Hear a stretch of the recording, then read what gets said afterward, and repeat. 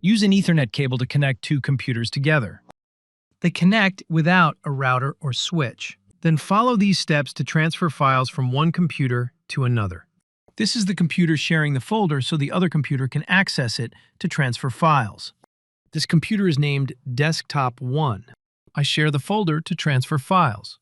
The shared folder is named Test. You share the folder with everyone. Network path. The other computer accesses the shared folder using this network path. Everyone has read and write access to the shared folder. Because the two computers are connected directly without a router, you set up the IP address on Windows 11.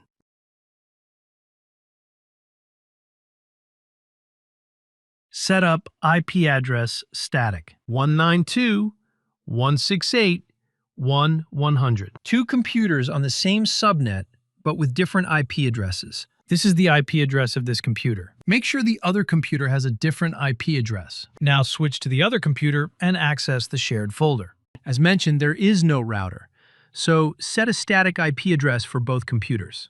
I set a static IP address for this computer as follows.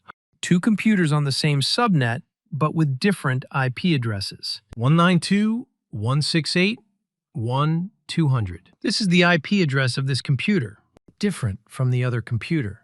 Next, I try to access the computer sharing the folder. Windows Explorer. Network. Enable network discovery. The computer scans for computers on the same subnet. No computers are found. There is a problem, and I will solve it. I decided it. I connected to the computer named Desktop 1 to fix the error of not seeing other computers over the network. Desktop 1. You allow other computers to discover this computer over the network and enable file sharing. Network. Turn on network discovery and file sharing. You set up the following to allow other computers to see it over the network. It discovered itself over the network. Switch to the other computer. It also saw the computer named Desktop 1 over the network. It asked for a username and password. I want to share without a password. Next, I shared the folder without a password on Desktop 1. Private network. Enable network discovery. All networks. Password protected sharing. Off. Disable password protected sharing. Network and internet. Properties. The IP address was manually set. Next, I checked if accessing the shared folder still required a username and password. No. Desktop 1. It doesn't require a username and password, but another error appears. This error isn't due to the computer sharing the folder, but rather to this computer. Follow these steps to fix the error called Windows Cannot Access. Local Group Policy Editor. Computer Configuration. Windows Settings. Security Settings. Local Policies. Security. The policies in the right-hand window. Find the item named Microsoft Network Client Digitally Signed Communications Always. Disabled.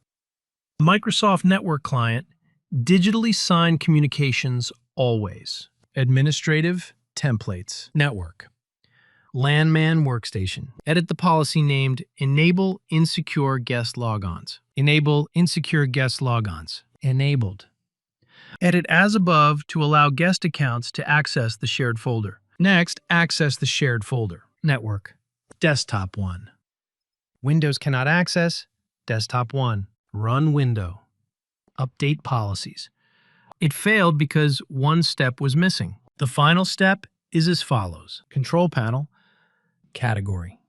Large icons. Add a guest account for Desktop 1 on this local computer. Credential Manager. Windows Credential. Add a Windows credential. Enter the name or IP address of the computer sharing. Desktop 1. I entered the computer name. Username, guest. Password leave blank. These are the things I just added. Because this is the final step, you can now access the shared folder. Desktop 1. Successful. Next, I transfer files from this computer to the other computer. Thank you for watching. Don't forget to check out more file sharing tips on my channel. Good luck.